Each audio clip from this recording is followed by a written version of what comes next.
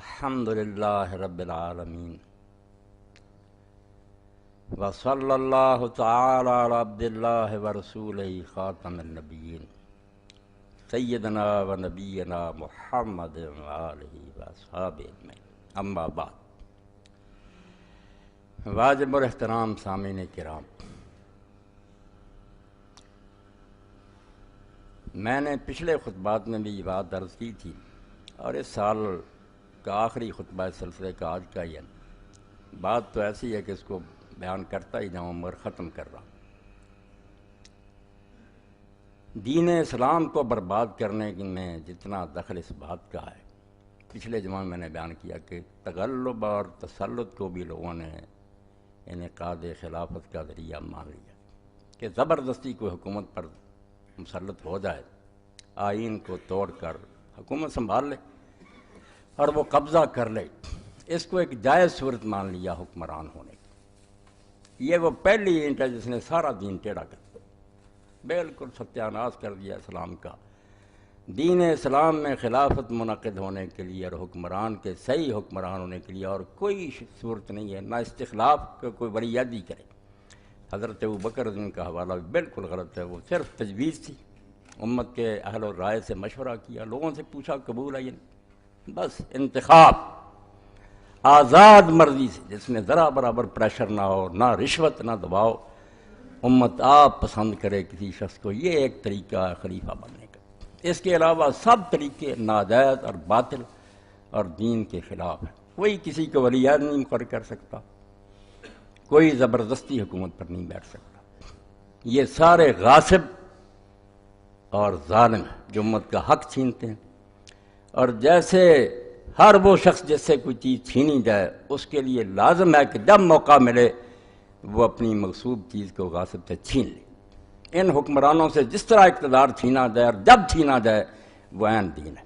ایک دن کے لیے بھی ان کو صحیح حکمران ماننا اپنے اسلام کی نفی۔ کوئی مسلمان نہیں مان سکتا کہ یہ جائز حکمران ہے، نہیں، بیٹھے رہیں۔ ان کو ہم کہیں گے کہ وہ بالفعل حکمران ہے، ڈی فیکٹو، سنبھالے ہوئے چلا رہے، ٹھیک۔ اور یہ بھی اللہ کے دین نے بہت اچھا کیا، جس کو نہ سمجھنے کی وجہ سے لوگ پریشان ہوتے ہیں کہ جب آپ بتاتے ہیں کہ یہ غلط حکمران آ گئے تھے بنو امیہ کے، بنو عباس کے، تو لوگ ان کے پیچھے نمازیں کیوں پڑھتے رہے، ان کو زکوٰۃ کیوں دیتے رہے، ان کی عمارت میں حج کیوں کرتے رہے، ان کے ساتھ مل کر جہاد کیوں کرتے رہے؟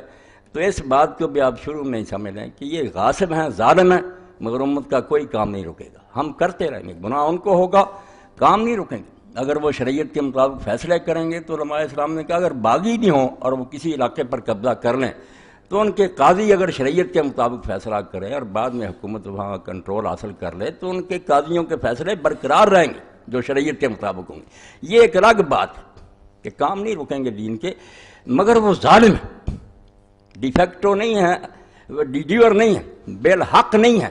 یہ دو لفظ الگ ہیں، بالفعل ہیں کہ سنبھالے ہوئے ہیں وہ۔ جیسے میں آج ممبر پر بیٹھا ہوں تو یہی حقیقت ہے کہ میں خطبہ دے رہا ہوں، مگر اگر لوگ سمجھیں یہ اس قابل نہیں ہے تو کہیں گے کہ بالحق نہیں ہے، ہونا نہیں چاہیے ہے۔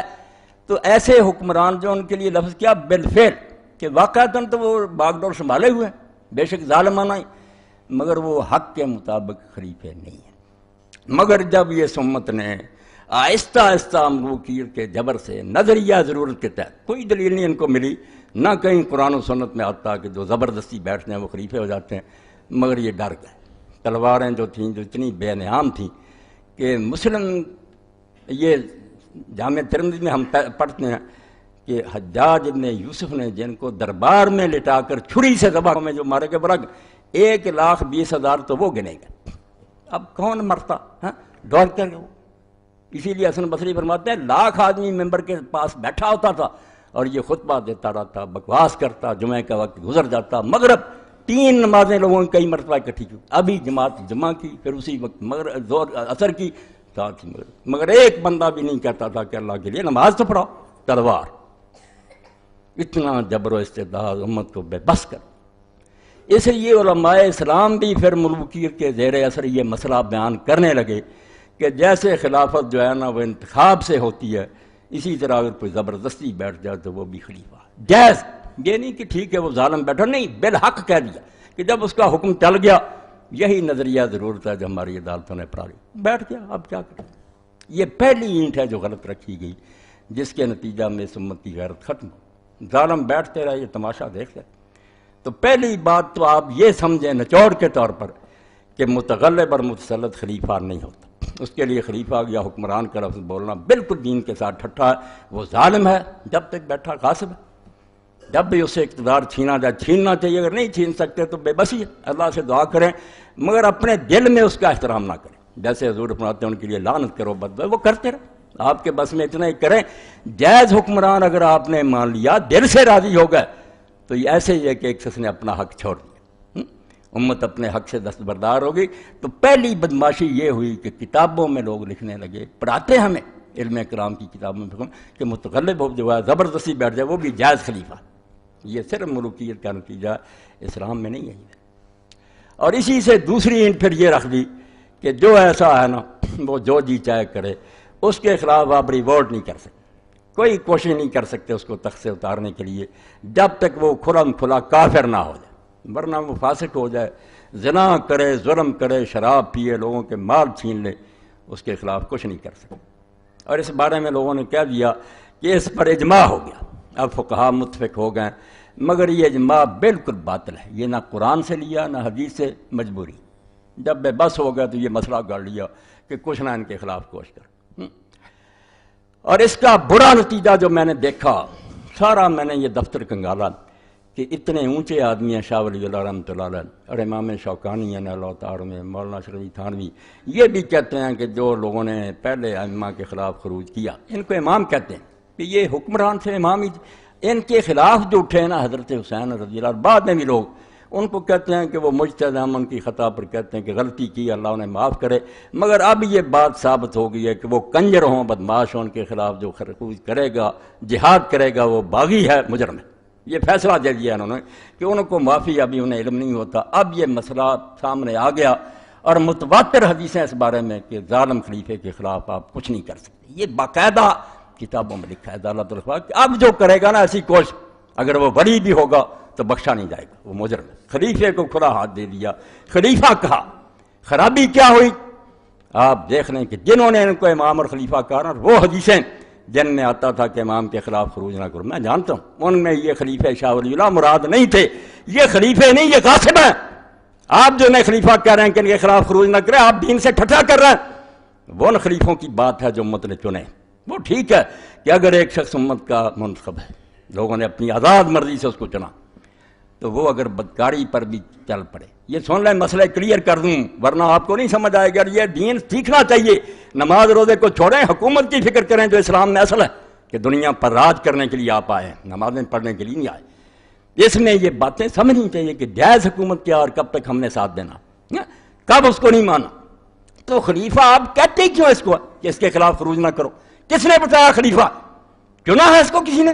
یہ ظالم ہے، بدماش ہے، زبردستی قابض ہو گیا، جیسے میری زمین کو قبضہ گروپ چھین لے، وہ مالک ہو گیا کہ اس کی خرید و فروخت جائز ہو جائے۔ اور خلیفے کی بات کریں جس کو امت نے اپنی آزاد مرضی سے چنا، اس کے لیے یہی مسئلہ ہے کہ اگر وہ پہلے ہی فاسق ہے تو اگر امت بیعت بھی کرتی وہ بھی خلیفہ نہیں ہو سکے۔ یہ مسئلہ یاد رکھیں کہ اگر امت کی مرضی کے بغیر آیا پھر تو سرے سے نہیں، اور اگر امت نے بھی بالفرض چن لیا، سوء اختیار، غلط چناؤ کیا، وہ فاسق ہے، یہ بھی بیعت کا لازم ہے، وہ خلیفہ نہیں، اس کو کوئی خلیفے والا اختیار نہیں۔ مگر اگر چنتے وقت وہ نیک تھا، اب بگڑ گیا۔ یہ سمجھیں کہ ابتداءً فاسق نہیں تھا، اب بدکاری اس نے کرنی شروع کر دی۔ تو اس میں ہم بہت دیر تک دیکھیں گے کہ وہ بہت دین سے دور تو نہیں چلا گیا، اصلاح کی کوشش کریں گے، اس کے غلط حکم نہیں مانیں گے، یہ بھی حضور نے کہہ دیا، غلط حکم نہیں ماننا بے شک، مگر یہ خلیفہ جائز ہے، ہمارا چنا ہوا ہے، ہم بہت موقع دیں گے اس کو سنبھلے۔ حدیثیں ان کے لیے، انہوں نے ظلم کیا، ان ظالموں کے حق میں چسپاں کر دی جن کو ایک دن بھی خلیفہ نہیں لگا۔ یہ تو ایسے ہے کسی کی بیوی کو چھین کر لے جائے اغوا کر کے، اب وہ خاوند ہے کہ خاوند والی حدیثیں پڑھو کہ خاوند کی اطاعت کرو۔ خاوند وہ ہے جس سے شرعی نکاح ہوتا ہے، یہ خاوند نہیں ہے۔ آپ حدیثیں وہ پڑھ رہے ہیں جو اماموں اور خلیفوں کے بارے میں، اور لگا ظالموں پر ہیں، مگر یہ ان کی بھی بسی ہے، ظالموں کے دور میں پیدا ہوئے، ماریں پڑی، یہ غلط مسئلے لے گئے۔ اتنے بڑے بڑے امام غلط، بالکل دین کو تباہ کیا انہوں نے کہ مسلمانوں کی غیرت ختم ہو جائے۔ ظالم ایک دن کے لیے امام نہیں ہے، آپ امام اس کو کیوں کہتے ہیں؟ وہ خلیفہ نہیں، غاصب ہے۔ امت کا منتخب آدمی خلیفہ، اس کو اگر چنتے وقت کی غلطی ہوئی کہ آپ نے بدکار کو چن لیا، وہ بھی خلیفہ نہیں بنا، آپ کی بیعت غلط ہے، خلیفہ نہیں۔ اگر نیک چنا تھا، اگر بعد میں اس میں رد و بدل آ گیا، وہ فاسق ہو گیا، تو ٹھیک ہے، بہت دیر تک دیکھیں۔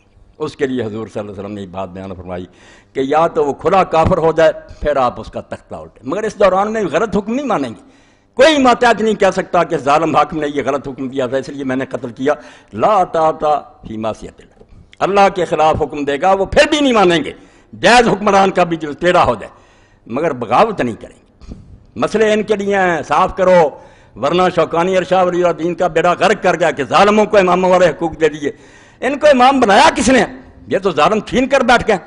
صحیح چنا تھا، جو نیک تھا، مگر اب تبدیل ہو گیا، فاسق ہو گیا، تو پھر ٹھیک ہے، اصلاح کی بہت کوشش کریں گے، سمجھائیں گے، جو رکاوٹ ڈال سکتے ہیں، غلط حکم نہیں مانیں گے، مگر بغاوت کے لیے کہا یا کھلا کافر ہو جائے یا نماز چھوڑ دے۔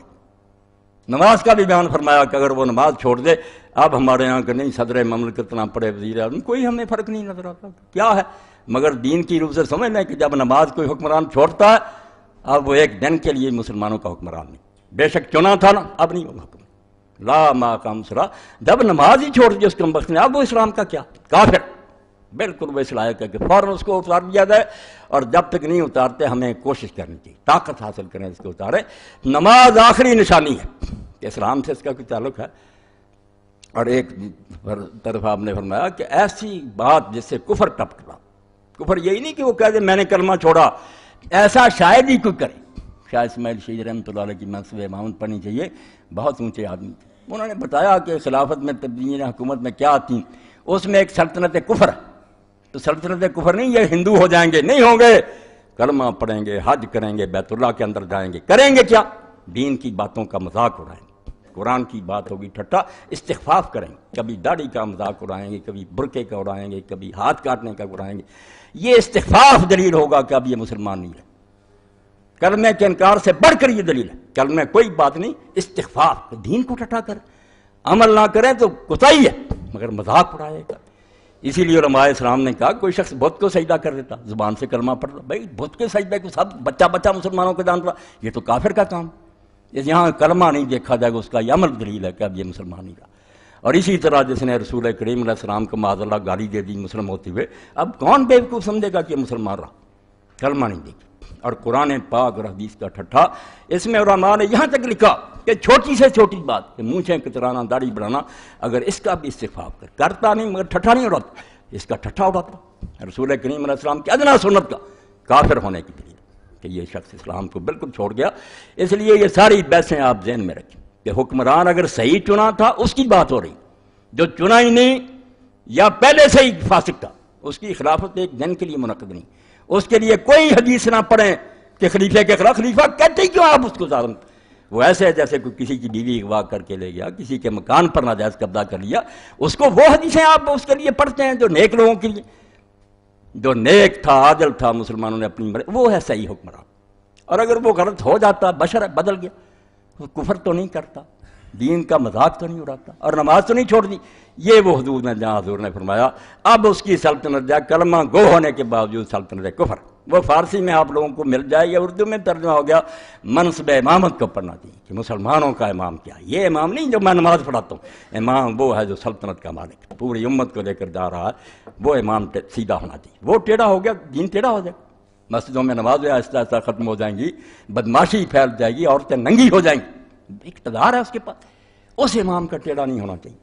اس کے لیے یہ باتیں واضح ہیں کہ امت کا چنا ہوا، چنتے وقت وہ بالکل عادل اور متقی ہو، بعد میں اگر اس میں خرابی ہو جائے تو وہ بغاوت کی حدیثیں اس کے لیے کہ وہاں کافی حد تک آپ ہم سوچیں گے غلط بات اس کی نہیں مانیں گے بالکل، مگر ملک میں خانہ جنگی بھی نہیں کریں گے تا وقتے کہ وہ دین کا مذاق نہ اڑانا شروع کر دے یا بالکل کھلم کھلا اسلام کے خلاف بکنا شروع کر دے، پھر اس کے خلاف بغاوت عین دین ہے۔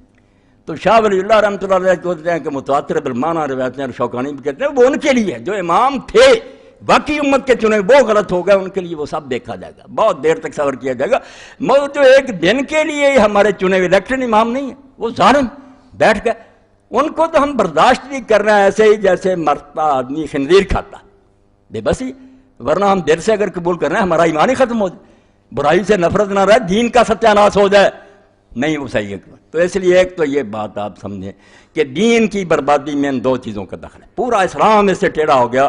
یہ نمازیں جو آہستہ آہستہ چھوٹ گئیں، امت میں کرپشن آ گئی، سارا نتیجہ امام ٹیڑھا ہو گیا. الناس علی دین ملوک، حکمران جب بگڑ جاتے ہیں تو لوگ ان کے طریقے پر چلتے ہیں. بالکل ماں روتے رہیں، درس ہوتے کچھ نہیں بھئی، سارا اقتدار ان کے پاس ہے، اسکول کالج ان کے پاس ہے، ذرائع جو ابلاغ ہیں ان کے پاس ہے. وہ ایک سیکنڈ میں ساری دنیا میں اپنی بات پھیلا سکتے ہیں. آپ کیا کریں گے؟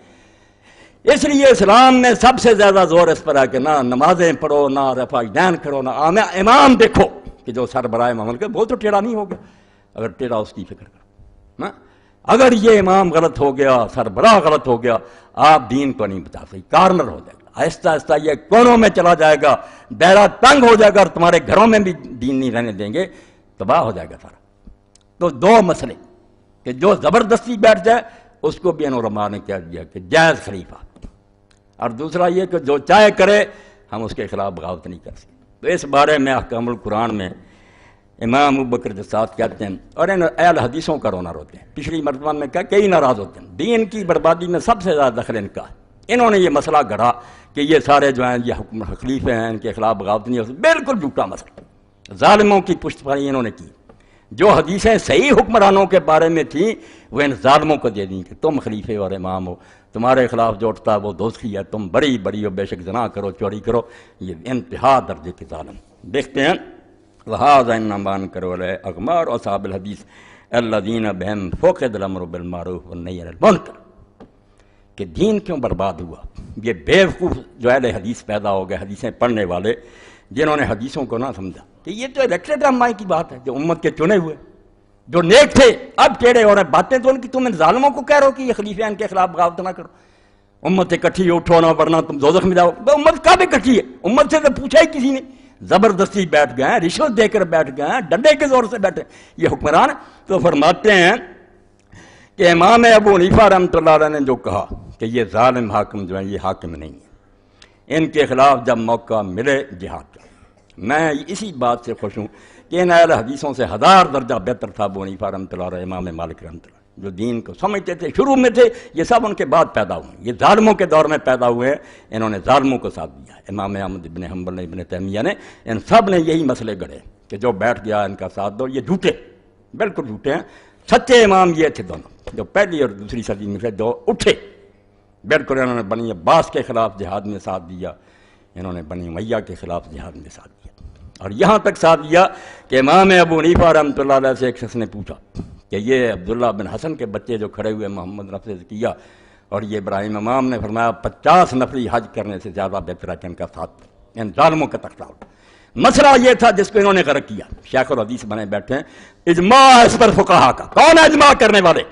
وہ جو ظالموں کے زمانے میں پیدا ہوئے، جو وظیفے کھاتے رہے، وہ مسئلے کرتے ہیں کہ ان ظالموں کو سپورٹ کرو. ابو حنیفہ رحمۃ اللہ نے کہا 50 نفری حج کرنے سے بہتر ہے کہ ان کا ساتھ دو. اور اسی وجہ سے امام صاحب رحمۃ اللہ علیہ کو بعد میں مار پڑی، جیل خانے میں زبردستی زہر پیش کیا گیا. فرمایا میں نہیں پیوں گا، پلا دو. منہ کھول کر منصور کے لوگوں نے پلایا اور کوڑے مارے. امام کے بدن میں زہر اثر کر گیا. فرمایا مر جاؤں گا مگر میں یہ نہیں فتویٰ دوں گا کہ جو امت کے پوچھے بغیر زبردستی بیٹھ گئے ان کی بیعت ہے اور یہ خلیفے. اور امام مالک رحمۃ اللہ نے یہی بات کہی. لوگوں نے ان سے پوچھا کہ یہ بیعت جو لیتے ہیں، ان مولویوں سے پوچھا نا، شیخ الحدیثوں سے. انہوں نے کہا لوگ تو پھر جاتے ہیں، بیعت کرتے ہیں بعد میں پھر جاتے ہیں اور لوگوں کا ساتھ دے دیتے ہیں، نیک لوگوں کا، ہمارا تختہ اٹھنے کی. تو انہوں نے ایک حجاجی قسم نکالی. حجاج بن یوسف ظالم کے نام پر مشہور ہے. مولویوں نے بتایا کہ تم یہ قسم لیا کرو کہ میں بیعت کر رہا ہوں اس کی، اور اگر میں اس بیعت سے پھروں تو میری بیویوں کو طلاق، میرے غلام آزاد، اور میرا سارا مال اللہ کی راہ میں صدقہ. کہ یہ منواؤ اس سے تاکہ پھریں تو سب کچھ ہو جائے. اب امام مالک رحمۃ اللہ علیہ سے لوگوں نے پوچھا کہ یہ قسم لیتے ہیں عباسی؟ انہوں نے فرمایا یہ قسم کوئی قسم نہیں، اٹھا دیا کرو اور جب موقع میرے ان ظالموں کا تختہ ہو. ان کی بیعت کوئی بیعت اور نہ یہ قسمیں کوئی قسمیں، یہ زبردستی ہے. اسی لیے امام صاحب کو جو مار پڑی نا کہ فتویٰ دو کہ زبردستی کی طلاق، وہ طلاق کا مسئلہ نہیں تھا، حکومت کا مسئلہ تھا. کہ اگر یہ بات ہوئی کہ طلاق المکرہ ایسا بھی زبردستی سے اس طرح منوائی ہوئی طلاق نہیں ہوتی تو لوگ تو پھر جائیں گے، پھر جاتے تھے اور تختہ اٹھتے تھے. تو امام صاحب نے کہا یہ کوئی طلاق نہیں، پھر جائے گا. اس پر انہیں بھی بیچاروں کو مار پڑی، ان کے بازو نکل گئے.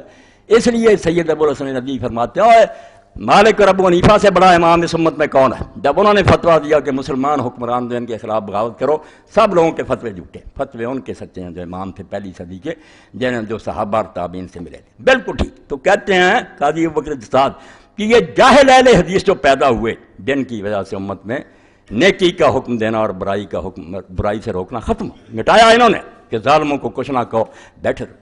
امام احمد بھی کہتے تھے یہ عباسی ظالم جو ان کا ساتھ دو۔ ابن تیمیہ بھی ساری عمر یہ پرچار کرتے۔ یہ جو ابن حزم تھا نیک اللہ کا بندہ، جس نے کہا جب بھی کوئی عادل آدمی کھڑا ہو جائے اس حکمران سے زیادہ نیک تو زیادہ نیک کا ساتھ دو، وہ باغی نہیں، حکمران باغی، جو تخت پر بیٹھا باغی وہ ہے جو دین کو چھوڑے بیٹھا، اس کا ساتھ دو ریت میں سے جو اٹھا ہے مقابلے میں، وہ نیک اٹھا ہے اہل حدیثوں میں سے جس کی علم محلہ میں یہ مسئلہ واضح ہوا، اور اس نے دلیلیں دی کہ کون ہے اجماع کرنے والا فقیہ؟ حسین رضی اللہ عنہ سے، ابن زبیر سے، اور جو مدینہ شریف سے اٹھے تھے صحابہ الحرہ، صحابہ اور تابعین، ان سے بڑا کون فقیہ پیدا ہوا؟ وہ اٹھے نہیں تھے یزید کے خلاف، اور دوسرا کون ہو تم اس قسم کے فتوے؟ وہ نیک تھا، اسپین میں پیدا ہوا، حالانکہ بنو امیہ میں سے تھا، ظاہری، مگر اس نے کہا سب جھوٹ بولتے کہ ان ظالموں کو یہ پکڑا دو کہ تم حکمران ہو۔ یہ حکمران نہیں ہے، حکمران ہوا جن کو ہم چنیں گے، اپنے گھر سے پکڑ کر لائیں گے کہ ہم تمہیں حکمران بناتے ہیں، وہ ہوگا حکمران۔ وہ اگر ٹیڑھا بھی ہو جائے گا بعد میں، اگر پہلے ہی ٹیڑھا تو ہمارا انتخاب کرا، ہم نے بھی غلط چنا، اگر چنا ٹھیک تھا بعد میں غلط ہو گیا تو ٹھیک، دیکھیں گے کہ بہت دور تو نہیں نکل گیا، غلط باتیں اس کی نہیں مانیں گے مگر اصلاح کی کوشش کریں گے۔ یہ مسئلہ صاف کر لو، ورنہ صرف اتنی رعایت دیتے ہیں کہ جنہوں نے پہلے جہاد کیا یار ان سے غلطی ہوئی ہے مگر اللہ معاف کرے، اب جب پتہ چل گیا کہ بغاوت نہیں کر سکتا، اب جو کرے گا وہ مجرم، توبہ توبہ۔ تو ان کے لوگوں کو باغی کہتے ہو؟ باغی وہ ہیں جو تخت پر بیٹھے ہوئے شریعت کے خلاف چل رہے ہیں، انہوں نے شریعت سے بغاوت کی ہے، اٹھنے والے باغی نہیں۔ یہ حکمرانوں کی ڈکشنری ہے کہ رعایا کو باغی کہتے ہیں، دین میں باغی وہ ہے جو دین کو چھوڑے بیٹھا، خواہ وہ حکمران ہے خواہ رعیت۔ تو امام فرماتے ہیں جاہل اہل حدیثوں کی وجہ سے امت میں ختم ہو گیا یہ جذبہ کہ برائی سے ٹوکو اور نیکی کا حکم دو، حتیٰ تغلب الظالمون علی امور الاسلام۔ یہ انٹیری ہو گئی، کہتے ہیں اسی کا نتیجہ نکلا کہ ظالم جو ہیں اسلام میں وہ حکومتوں پر چھا گئے، اسپین سے لے کر انڈیا تک بیٹھے ہوئے ہزاروں سال تک راج کرتے رہے، لوگ صرف بیٹھے رہے، تماشا دیکھتے رہے، سلام کرتے رہے، ظالم مسلمان حکومتوں پر بہ گئے۔ فمن کان ھذا مذہب فی الامر بالمعروف والنہی عن المنکر کیف یری امامۃ الفاسق۔ وہ کہتے ہیں تم لگاتے ہو کہ ابو حنیفہ رحمۃ اللہ علیہ نے کیا کہ بدماش کی حکومت جائز ہے، جس کا مطلب یہ تھا کہ 50 نفلی حج کرنے سے بہتر ہے کہ ان ظالموں کے خلاف جو اٹھے ان کا ساتھ۔ اور آپ دیکھتے ہیں کہ حضرت امام حسین رضی اللہ عنہ جب اٹھے ہیں تو ان کا ایک ساتھی تھا جس کا حوالہ محمد اختر حاکم نے دیا۔ یہ کتاب میں نے پچھلی مرتبہ بیان کی تھی نا کہ یہ ایسی کتاب ہے کہ اگر دنیا میں اس کا ترجمہ ہو جائے مسلمان زندہ ہو، اور جس کا جب اس پر پی ایچ ڈی کی ڈگری دی اوزائی یونیورسٹی کے لوگوں نے تو انہوں نے کہا اگر اس سے آگے کوئی ڈگری ہوتی دیتے، 3 جلدوں میں الجہاد والقتال، اس سے اعلیٰ کتاب اسلام میں کوئی نہیں لکھی۔ تو ایک فصل اس نے لکھی ہے کہ یہ ظالم جو حکومت پر بیٹھتے ہیں کون ان کو خلیفہ کہتا، پوری فصل اس قابل ہے قتال و مقتبس السلطنہ۔ یہ آپ کربلا نہ سمجھیں صرف ایک قصہ نہیں، دین کی بنیادی بات ہے کہ آیا جو تخت سنبھالے وہ مسلمانوں کا حکمران، قتال و مقتصب السلطنہ، کہ جو زبردستی حکومت چھینے مسلمانوں کے اس سے جہاد لازم ہے، وہ ایک دن کے لیے ہمارا حکمران نہیں، اس سے حکومت چھیننی دین ہے۔ اس پر بحث کرتے جاتے ہیں اور یہی سمجھاتے ہیں کہ بھائی خلیفہ اور حکمران اس کو کہیں گے جو مسلمانوں کا چنا ہوا۔ آگے پھر دلیلیں دی ہیں، بحثیں کی ہیں، اور بعد میں پھر بتایا کہ یہ یزید جو کس نے اس کو چنا تھا، اس طرح میں نے بتایا 1 لاکھ روپیہ عبداللہ بن عمر کو، عبد الرحمن بن ابی بکر کو بھیجا امیر معاویہ نے۔ بعد میں کہا یار یزید کی بیعت کرو، انہوں نے کہا ہمارا دین اتنا سستا، کچھ لوگوں کو تلواریں دکھائیں کہ جو نہیں مانے گا یہ علاج ہوگا، یہ بیعت نہیں جبر۔ بالکل اس کو بھی ثابت کیا کہ ایک دن کے لیے وہ حکمران نہیں ہے، مقتصب سلطنہ، مسلمانوں کا اقتدار اس نے بزور تلوار چھینا ہے، اور اس کے لیے امت پر فرض تھا کہ وہ اس کو چھینے۔ اس لیے امام حسین کا جو ہے جہاد ہے جہاد، اور اس پر واقعہ لکھا ہے، انہوں نے تھوڑا لکھا مگر وہ حوالہ دیا کہ امام حسین رضی اللہ کے ساتھی کیا سمجھتے۔ تو حسین ابن علی رضی اللہ کے ساتھ جو لوگ لقتال قوات یزید ابن معاویہ المقتدی بالخلافہ، الفاظ سنیں 202 صفحہ ہے، فرماتے ہیں جو اس قوت کے ساتھ ظالم چھین کر بیٹھ گیا سلطنت، ہمیں اس سے بحث نہیں۔ یہ لوگ جو بے وقوف ہیں وہ شراب پیتا تو کوئی نہیں، میں نے کہا اگر وہ ابو بکر بھی ہوتا تو ظالم ہوتا، اس طرح حکومت سنبھالنے کا اسلام میں جواز نہیں، اس کے ذاتی کردار کی بات نہیں، خلاف آئین ہے یہ معاملہ۔ اس کو سمجھو کہ دین اسلام میں آئین کے اندر کسی کو اجازت نہیں کہ حکومت پر آئے جب تک امت نہ چنے اس۔ تو فرماتے ہیں یہ قوت کے ساتھ سلطنت کو جو غصب کر کے بیٹھا اس پر، اس کا نام نہیں لکھا، میں بتاتا ہوں، تو وہ آدمی تھا عبداللہ ابن عمیر کلبی، یہ کوفہ کا تھا، جس کا وہاں ایک مکان تھا، بڑا امیر آدمی تھا، بیوی تھی اس کی ام وہب۔ اس نے دیکھا کہ لشکر جو ہیں وہ اکٹھے کیے جا رہے ہیں، اس نے پوچھا کہ یہ فوج کدھر بھیجی جا رہی تھی؟ لوگوں نے بتایا کہ یہ امام حسین رضی اللہ عنہ کے مقابلہ میں عبید اللہ ابن زیاد بھیج رہا۔ تو اس وقت اس نے اپنے دل میں کہا، جو انہوں نے لکھا، واللہ لقد کنت علی جہاد اہل شرک حریصا، کہ اللہ کی قسم مجھے بڑا شوق تھا کہ میں مشرکوں سے جنگ کروں، کافروں سے جہاد کرنے کا مجھے بڑا شوق تھا۔ وَإِنِّي لَأَرْجُو أَن يَكُونَ أَلَّا يَكُونَ جِهَادُ هَؤُلَاءِ الَّذِينَ يَغْزُونَ ابْنَ بِنْتِ رَبِيعٍ أَسْرَىٰ صَحَابًا مِنْ أَصْحَابِهِ يَا فِي جِهَادِ الْمُشْرِكِينَ، مگر اب مجھے اللہ سے امید ہے کہ مشرکوں کے ساتھ جہاد سے جو مجھے ثواب ملنا تھا اس سے زیادہ ثواب ہوگا جب میں ان ظالموں سے لڑوں گا جو اللہ کے رسول کی بیٹی کے بیٹے کے ساتھ لڑنے جا رہے ہیں، جو فرزند رسول کے ساتھ لڑنے کے لیے جا رہے ہیں، ان سے میں جہاد کروں گا تو وہ کافروں کی بجائے زیادہ مناسب۔ یہ ہے اصل دین، جو گم کر دیا نا مولویوں نے فتوے دے دے کہ جو خبیث بیٹھ جائے حکمران ہے۔ اور وہ گیا پھر اپنی بیوی ام وہب کے پاس، اس نے کہا ام وہب سن لا، میرا تیرا بڑا پیار تھا مگر میں نے ایک فیصلہ کر لیا، یہ بات ہے کہ میں نے لشکر دیکھے ہیں، وہ ظالم جا رہے ہیں فرزند رسول کے مقابلہ میں، اب میں جا رہا ہوں۔ اس نے کہا اللہ آپ کا یہ فیصلہ آپ کو مبارک کرے، میں ساتھ جاؤں۔ لے گیا حضرت امام حسین رضی اللہ عنہ سے جا کر ملا، ساری بات سنائی۔ اب یہ لشکر میں جب گیا سر کاٹا، انہوں نے پھر بیوی کی طرف پھینک لیا، اس نے گود میں لیا، وہ ساری تفصیل آپ تبری میں پڑھ رہے ہیں، چوما۔ اس نے کہا اللہ تجھے جزائے خیر، جو تیری نیت تھی وہ تو نے پوری کر۔ اس لیے اللہ کے بندو یہ پوری فصل جو ہے، کیا کروں یہ ساری جو ہے نا 160 سے 202 تک اس قابل ہے کہ کوئی اللہ کا بندہ اس کو چھپا دے، ورنہ مسلمانوں کو سمجھ نہیں آئے گی کہ ان کے ملکوں میں کیا ہو رہا، کیسے ڈاکو اور غاصب ہیں جو زبردستی حکومتیں سنبھالے بیٹھے ہیں۔ یہ فصل پوری چاہیے کہ یہ حکمران نہیں ہے، نہ ان کو کوئی امام کہے نہ خلیفہ کہے، وہ خلیفوں اور حکومتوں والی حدیثیں ان کے لیے نہ پڑھو اللہ کے لیے، یہ تو ظالم ہیں، آپ ان کو کیوں مدد دے رہے ہیں؟ کیوں وہ حدیثیں مسلمان غریبوں کے خلاف پڑھ رہے ہیں؟ اگر کوئی کوشش کرتا آپ کہتے ہیں باغی آپ جھوٹے ہیں جو دین کو نقصان پہنچا رہے ہیں، یہ حکمران نہیں، ظالم، ان کی حکومت ایک دن کے لیے صحیح نہیں۔ تو امام فرماتے ہیں اے ابو حنیفہ اس کو بدنام کرتے ہو جس نے زہر پینا قبول کر لیا، جیل میں کوڑے کھائے، مگر فرمایا نہیں میں ان ظالموں کا ساتھ نہیں دے سکتا۔ اور حضرت زید ابن علی امام زین العابدین کے بیٹے جب ہشام کے خلاف اٹھے، امام نے فرمایا کافروں سے جہاد کرنے سے زیادہ بہتر ہے کہ زید کا ساتھ، اور فرمایا اگر رسول اللہ نے اصحاب بدر کے بارے میں وہ شان نہ بیان کر دی ہوتی تو میں یہی کہتا کہ جو زید ابن علی کا ساتھ دیں گے ان کو وہی ثواب ہوگا جو بدر کی شہیدوں کا۔ امام ایسا غازی تھا، مجاہد تھا، یہی امام مالک تھا۔ یہ بعد میں ماریں کھا کر کانپ گئے کہ نہیں جو بیٹھ گیا، انہوں نے برباد کی۔ یہ شکر ہے کہ بعد میں بھی ابن حزم رحمۃ اللہ علیہ نے اچھا لکھا، بہت اچھا لکھا کہ یہ کوئی خلیفہ نہیں، یہ میرے پاس کتاب جس کا میں نے ایک مرتبہ ذکر کیا تھا کہ اگر یہ کتاب مجھے نہ ملتی تو میں سمجھتا میری زندگی ضائع گئی۔ العواسم والقواسم، ایک العواسم من القواسم ہے، وہ لکھی ہے قاضی ابوبکر، وہ کچھ نہیں۔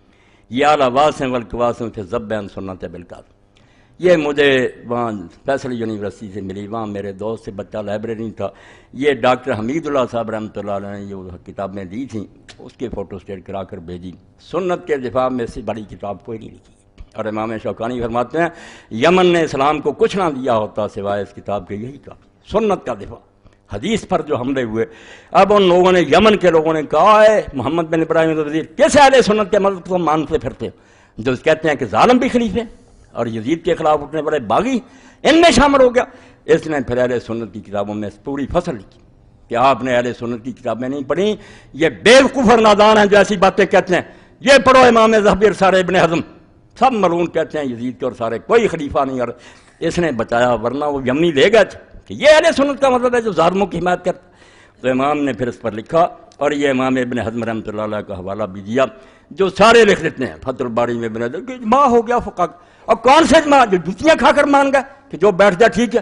امام نے کہا، امام ابن حزم فرماتے ہیں ورایت لبعض من نسب نفسه للامامۃ والکلام فی الدین فسور ذکر فی الاجماع، 76 صفحہ اور جلد ہے اس کی 8۔ امام ابن حزم آپ دیکھیں یہ نسلاً اموی ہیں، بنو امیہ سے، مگر عالم ہے، ظاہری ہے، کتاب و سنت کا دیوانہ تھا، المحلہ لکھی۔ وہ کہتے ہیں میں نے ایک شخص کو دیکھا جو اپنے آپ کو دین کا عالم کہتا ہے اور کتابیں لکھتا ہے، اس نے ایک کتاب لکھی ہے جس میں ذکر کیا اجماع کا کہ اجماع ہو گیا ساری امت متفق فاتا فی اب کلام اللہ سکتان الکان اسلم علیہ فی اخرى. کہتے ہیں اس میں ایسی باتیں اس نے کہیں کہ اگر وہ اس سے خاموش رہتا نہ لکھتا تو اس کی عاقبت کے لیے اچھا ہوتا. اس نے اپنی عاقبت گندی کی وہ سے لے کر ایسی باتیں کی. بل الخرسکان اسلم علیہ، بلکہ وہ گنگا پیدا ہوتا تو اس کے لیے اچھا تھا. ایسی کتاب لکھنے سے وہ گنگا رہتا. امام لکھتا ہے جس میں دین کی غیرت تھی. وہ شیخ الحدیث نہیں تھا کہ چندے لو ملوکیتوں سے اور کھاؤ مدرسے چلاؤ اور کہو ملوکیت ٹھیک ہے. ملوکیت جو اسلام میں کہ در دینش ملوکیت حرام است. اقبال فرماتے ہیں اس نبی کے معنی جس کے دین میں ملوکیت کفر ہے. بندہ ملک بن جائے کہ میں بادشاہ ہوں تو مسکا میں ساتھ دیتے ہو. ظالم بادشاہوں کا پیسے کھاتے ہیں، ان سے فنڈ لیتے ہیں اور مدرسے چلاتے ہیں، ان کی حمایت کرتے ہیں. تو فرماتے ہیں اگر وہ گنگا ہوتا اچھا تھا. وہ ابن مجاہد البصری المتکلم الطائی للمقرئ. کون ہے وہ؟ ابن مجاہد بصرے کا رہنے والا متکلم قبیلہ تیس. فإنه ذکر فی مدعا فی الاجماع. تو اس نے جو حوالے دیے ہیں کہ اس بات پر بھی علماء کا اتفاق ہے. اتفاق تو ہونا تھا، ڈنڈے پڑے سارے مان گئے. یہ قرآن حدیث کی بجائے بنا دیا، اینٹ ٹیڑھی کر دی. ان مجموعہ لا یخرج ائمۃ الجور. کیا مسئلہ لکھ لیا؟ توبہ توبہ، دین کو چھری پھیر دی کہ اس پر اجماع ہو گیا امت کا کہ ظالم حاکم جو جی چاہے کریں ان کے خلاف نہیں اٹھنا. اس کو ابن حزم کہتے ہیں کاش یہ گنگا ہوتا نہ کتاب لکھتا، اس کی عاقبت سنور جاتی. فاستعظمت ذلک. تمام فرماتا میں کانپ گیا یہ مسئلہ دیکھ کر، میرے رونگٹے کھڑے ہو گئے کہ ظالم دین کو ذبح کر دیں، کہ ظالم بیٹھ جائیں ان کے خلاف نہ اٹھو. ولا امری انه لازم ان يكون قد علم ان مخالف الاجماع کافر. اور اللہ کی قسم اس سے بڑا جرم مجھے یہ نظر آیا کہ اس کو یہ بھی نہیں پتا کہ اگر اجماع ہے تو جو اجماع کے خلاف کریں گے تو کافر ہو جائیں گے. اجماع چھوٹی بات ہوتی ہے کہ سارے عالم متفق ہیں، پھر جو اسے باہر نکلے مسلمان رہے گا کافر ہو جائے گا. فیلقی ھذا علی الناس. لوگوں کو لے کر دیے. وقاد علم ان فاضل صحابہ بقیت السلف یوم الحرہ خرج ولا یزید ابن معاویہ. کہتا ہے اس کو پتہ نہیں تھا، مولوی بنا پھرتا تھا کہ حرہ کے دن پورا مدینہ سارے صحابہ اور تابعین جو زندہ تھے وہ یزید کے خلاف اٹھے ہی نہیں اٹھے. تو اجماع اگر ہے تو کافر ہو گئے سارے. سارا مدینہ جتنے زندہ تھے مہاجر انصار، امام حسین تنہا نہیں رہا. یہ باتیں جھوٹی ہیں کہ ساری امت ساتھ تھی، صرف یہ گونگے تھے، ڈرے ہوئے تھے. جب امام حسین نے شہادت دے کر جرأت دلائی پورا مدینہ بھاگ. ایک بھی نہیں رہا ابن عمر کے سوا. ابن عمر تو کمزور آدمی تھے، جو بیٹھ گیا اس کا ساتھ دیتے، ڈرتے بیچارے. مگر باقی سارا مدینہ مہاجر انصار بھاگ. 3 دن مدینہ شریف پھر تباہ کیا گیا. چلو ان بیچاروں کس میں شہادت دی. تو فرماتے ہیں یہ مولوی جو تھا ابن مجاہد تائی، اس کو پتہ نہیں تھا کہ افاضل صحابہ جو چوٹی کے صحابہ تھے وبقیت السلف اور جو نیک لوگ زندہ تھے سو یوم الحرہ. اور مدینے والی جنگ میں کربلا کے بعد خرج ولا یزید ابن معاویہ وان ابن زبیر ومن تاب من خیار الناس خرج ولا. اور اس کو یہ بھی شرم نہیں آئی کہ عبداللہ ابن زبیر جیسا صحابی اور ان گنت مسلمان اس کے تحت مکہ میں اور مدینہ میں یزید کے خلاف نہیں اٹھے اور سارے علاقے چھین کر وہ خلیفہ نہیں بنے. وان الحسین ابن علی ومن تاب من خیار المسلمین خرج ولا ایدن رضی اللہ عنہ الخارجین علیہ ولانا قطرۃ. کہتا حسین ابن علی اور ان کے ساتھ جو نیک مسلمان تھے سارے اٹھے. اور دعا سن لیں، کٹڑ اہل حدیث ظاہری اموی کیا دعا کرتا، یہی میری دعا. ناراض ہوں لعنت پر، کرتا ہوں لعنت ان پر. رضی اللہ عنہ الخارجین علیہ، جو یزید کے خلاف اٹھے تھے اللہ ان سے راضی ہو. ولانا قتلتہم، اور جنہوں نے ان کو قتل کیا نیک لوگوں کو اللہ کی ان پر لعنت. وہ سارے حکومت کے عاملین پر اللہ کی لعنت. وان الحسن البصری وکابر التابعین خرج الحجاج بسیوف. اور اس کے بعد کہتا 4000 قرآن کا عالم جو ساری دنیا میں تھا قراء، وہ سارے قرآن کو ماننے والے میدان میں آئے کہ نہیں. قراء کا جنگ حجاج بن یوسف کے خلاف تلواریں لے کر نہیں آئے. سعید بن جبیر جیسے آترا ہؤلاء کفر. وہ کہتا ابن مجاہد تائی جو فتویٰ دیتا کیا یہ سارے کافر ہو گئے؟ اگر اجماع تھا تو یہ سارے صحابہ اور تابعین کافر ہیں. بل واللہ من کفرہم فہو احق بالکفر منہم. بلکہ اللہ کی قسم جو ان کو کافر کہتا ہے وہ زیادہ لائق ہے کہ اس بدماش کو کافر کہا جائے. کافر تو ہے وہ نہیں تھی. وَلَامْرِي لَوْ كَانَ اخْتِلَافٌ يَخْفَىٰ عَلَىٰ ظَرْنَا ہو.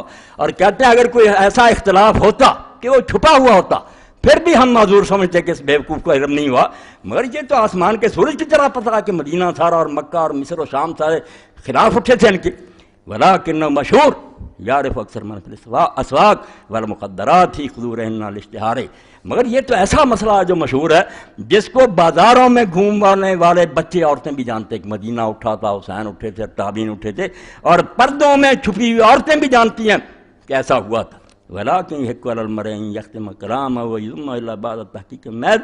تو چاہیے کہ جس کو اللہ نے عقل دی ہے وہ اپنے کلام کو لگام دے، کتابیں لکھنے سے پہلے 1000 مرتبہ سوچے کہ میں کیا بکنے لگاؤں. وَيَعْلَمَ اللَّهُ أَنَّ تعالیٰ وَيَعْلَمَ أَنَّ اللَّهَ تعالیٰ بِالْمِرْصَادِ، اور سوچے کہ جو میں کہہ رہا ہوں اللہ دیکھ رہا، میں نے اس کا حساب. ناراض ہوئے ہیں وَأَنَّ كَلَامَ الْمَرْءِ مَحْسُوبٌ مَكْتُوبٌ مَسْئُولٌ عَنْهُ يَوْمَ الْقِيَامَةِ، اور پتہ ہے کہ ایک ایک بات پر تو اسے سوال ہوگا اللہ کے یہاں. مُقَلَّدًا أَجْرَ مَنِ اتَّبَعَ عَلَيْهِ وِزْرَهُ، جو تیری بات سن کر اس پر چلیں گے یا اس کا ثواب تجھے ملے گا، یا جتنوں کو تو گمراہ کر کے مرا سب کا تجھے عذاب ہوگا. انتہا بحروفہ وقرر رفقی جمال الدین الرحیم لم یعترض. کہتے ہیں جمال الدین فقیم نے یہ ساری عبارت لکھی، اس کو قائم رکھا، کوئی اعتراض نہیں کیا. یہ میں نے حوالہ پڑھ دیا کہ ظاہری ہے کہ ابن حزم کی عالم محلہ اہل حدیث بھی وہاں نہیں جاتے جہاں تک وہ گیا، بالکل خالص کتاب و سنت اور بنو امیہ سے. مگر وہ کہتا تم ان ظالموں کی حمایت کرتے ہو، ان کا کہتے ہو کہ یہ خلیفے ہیں. یہ ایسے ہی جیسے کسی کی بیوی کو لے گیا آپ اس کو خاوند کہنے لگے، اور خاوند والی حدیثیں پڑھیں، خاوند کی نافرمانی نہیں کرے. وہ خاوند ہو تو ہے نا، حدیثیں خاوند کی آپ اسے اغوا کرنے والے پر پڑھ رہے ہیں. جو امت کو اغوا کر گیا، غصب کر لی خلافت اس نے، امت نے نہیں چنا، وہ کب ہے خلیفہ؟ کیا آپ وہ حدیثیں پڑھیں باغیوں والی. یہ دوسری دیکھیں، یہ قاضی ابو بکر بن جساس ہے، ان کی تفسیر ہے احکام القرآن، 4 جلد سورہ حجرات. تو فرماتے ہیں کہ امام مالک رحمۃ اللہ علیہ سے پوچھا کہ اگر کوئی ظالم بیٹھ گیا، اس کے خلاف لوگ اٹھے، بغاوت جس کو جرم بنا دیا، بغاوت حکومت کی نظر میں کرایہ کے اٹھی، یہ نہ دیکھا کہ بغاوت تو زیادتی کو کہتے ہیں. اگر حکمران زیادتی کر رہا وہ باغی، اگر رعیت زیادتی کر رہی وہ باغی. باغی کوئی ایسی ٹرم نہیں ہے کہ وہ ایک ہی معنی ہے، بدلتی نسبتی بات ہے، جو حق سے ہٹے گا باغی. وقد روى ابن القاسم عن مالک، یہ 1709 سوال. چوتھی ام مالک اذا خرج على الامام العدل خارج وجب الدفع علیہ مثل عمر بن عبدالعزیز. امام مالک نے فرمایا اگر تو کوئی حکمران ہے عادل، عمر بن عبدالعزیز جیسا، پھر کوئی خبیث اٹھتا اور امت میں گڑبڑ ڈالتا، تو پھر فرض ہے کہ لوگ اس عادل حکمران کا ساتھ، اس خلیفہ کا ساتھ دیں، اس ظالم کا سر کچلیں. فاما غیر فدا ينتقم اللہ من ظالم مثل، اگر کوئی ظالم ہے اور ظالم ہی اٹھ کھڑا ہوا، ہاں، تو پھر کسی کا بھی ساتھ نہ دیں، اللہ کو نبٹ میں دیں کہ وہ ظالم سے ظالم کو جوتیاں مروا رہا ہے، آپ تماشا دیکھیں. ہاں، ظالم ہے تو ظالم سے بہتر ہے. ثم ينتقم من كليهما، پھر اللہ ان دونوں سے بدلہ لے گا قیامت کے. قال اللہ تعالیٰ فاذا جاء وعد اولاما، یہ پڑھا. قال مالک اذا بوجل الامام فقام علیہ اخوانہ قتل اذا كان له ولد. یہ سن لیں مسئلہ، یہ ساری حدیثیں کتابت میں شیوخوں کو جا کر پڑھا دیں کہ یہ حدیثیں ظالموں کے لیے نہ خدا کے لیے پڑھیں، جو دین میں خلیفہ کے چنا ہوا یہ ہے ان کے لیے. بالکل اس کی صرف نافرمانی کریں گے ہم غلط بات میں، مگر بغاوت نہیں کریں گے، کافی حد تک برداشت کریں گے جب تک انتہا نہ ہو. تو امام مالک فرماتے ہیں جب کسی امام کی بیعت ہو جائے، بیعت آپ نے کئی خطبوں میں سنا ہے، اس کا نام نہیں کہ میں کوشش کروں گا لوگوں سے ریفرینڈم کرا لوں، یہ تو پتہ کہ ڈنڈا ہے، لوگ بیٹھے ہوئے اوپر، لوگ دیں گے ووٹ، بے شک 10% ہی آئیں، فرض کر لیا جائے گا کہ 99% آئیں، ہم دیکھتے ہیں نا یہ تو آگے. یہ نہیں بیعت وہی ہے کہ سارے گھر میں بیٹھے ہیں، کسی کے پاس حکومت نہیں ہے، لوگ خود جا کر کہتے ہیں ابو بکر ہم آپ کو حکمران بنائیں. یہ بیعت کہ لوگ سودا بیچتے ہیں کہ ہم نے اپنی جو امانت تھی وہ آپ کے پر. فرمایا جب خلیفے کی بیعت ہو جائے تو پھر اس کے بھائی اس کے خلاف اٹھ کھڑے ہو تو جنگ کی جائے گی ان بھائیوں کے خلاف اگر پہلا آدمی عادل ہوگا، پہلا حکمران عادل ہے نا، خام خواہ یہ اٹھ کھڑے. فاما ہؤلاء فلا بیعۃ لهم اذا كان بوجھ من الخوف، اور اگر یہ لوگ جو ہیں اپنے زمانے کے کہا بنو عباس بیعت وہ بھی لیتے تھے، بیٹھ گئے لو بیعت، کس کی موت آئی ہوئی کہ بیعت نہ کرے؟ ہاں جی ہاں جی ہاں جی ٹھیک ہے ٹھیک ہے ٹھیک ہے. ضمیر بیچنے والے تو ہر زمانے میں. تو امام مالک فرماتے فاما ہؤلاء فلا بیعۃ لهم، یہ ہمارے زمانے کے جو ہے نا منصور صفا وغیرہ، ان کی بیعت کوئی بیعت نہیں ہے. بے شک ہاتھ میں ہاتھ لے لیں، لوگوں سے منع، یہ بیعت کوئی نہیں. اذا کان بوجھ لهم الخوف، ان کی بیعت لوگ خوف کی وجہ سے کرتے، ڈرتے وہ کرتے ہیں، یہ وہ بیعت نہیں ہے جو رضامندی سے ہوتی. تو یہ بھی بحث میں نے پڑھ دی کہ ظالم جو ہے نا ان کے خلاف اٹھنے والا جو ان کا ساتھ دو بشرطے کہ وہ عادل ہو، دوسرا جو ہے وہ جھوٹا، وہ حکمران جو اس کا کوئی حق. یہ ہیں امام ابن حجر، یہ لکھتے ہیں 12ویں جلد فتح الباری. اب اس میں باغیوں کے بارے میں لکھتے ہیں، یہ پڑھ لیں، یہ سب ان کے پاس ہے، پڑھتے نہیں، فیصلے گھر میں بیٹھے کر لے ہیں کہ نہیں وہ حکمران جو تھا ان کا چچا ہے نا جو حکومت پر بیٹھ جائے اور اللہ کے بندے مر جائیں ولی صاحب بھی، وہ باغی۔ تو امام فرماتے ہیں یہ 285 اور 286 تو فرماتے ہیں والا قسم ہے کہ دو قسم کے لوگ حکومت کے خلاف اٹھتے ہیں، ایک وہ ہیں جو بالکل مرتد ہوتے ہیں اور دین سے نکل جاتے ہیں، جیسے حضرت ابوبکر کے خلاف اٹھ کھڑے ہو کہ زکوٰۃ نہیں دیں گے، وَالثَّانِي مَنْ خَرَجَ فِي طَلَبِ الْمُلْكِ لَا لِلدُّعَاءِ إِلَىٰ مُعْتَقِدٍ۔ ایک دوسرا گروہ جن کا کوئی نیا عقیدہ نہیں ہوتا، کوئی نیا ایمان نہیں ہوتا، وہ بھی مسلمان ہی ہوتے ہیں مگر وہ حکومت کے لیے اٹھتے ہیں۔ یہ کہتے ہیں سیاسی تھا تو کیسا جادو سر پر چڑھ گیا کہ سیاست نہیں تو اسلام ہے کس کا نام؟ آپ بڑے فخر سے کہتے ہیں کہ امام حسین کا جھگڑا سیاسی تھا، دین ہوتا شرم سے ڈوب مرتا۔ جس دین میں سیاست نہیں وہ ہندوازم ہے، وہ عیسائیت ہے، بدھ مت ہے، اسلام نہیں۔ اسلام میں تو پہلی بات ہی ہے کانت بنو اسرائیل تسوسہم الانبیاء کہ انبیاء بنی اسرائیل سیاست کرتے تھے، حکومت کی بھاگ دور نبیوں کے ہاتھ میں ہوتی تھی۔ اب حضور نے فرمایا نبی نہیں آئیں گے، خلفاء ہوں۔ یہاں سیاست عبادت مکاری نہیں ہے، ملک کا انتظام اللہ کے قانون کے مطابق چلانا نماز روزے سے بڑی عبادت، امت کو ٹھیک لے کر چلو، ہم اللہ قسمین ہے۔ تو فرماتے ہیں یہ سلطنت کے لیے جو اٹھتے ہیں یہ بھی دو قسم کے، قسمن خرج غضب الدین میں اجل دور الولاد و ترک عمل بسنت نبویہ فہؤلاء الحق۔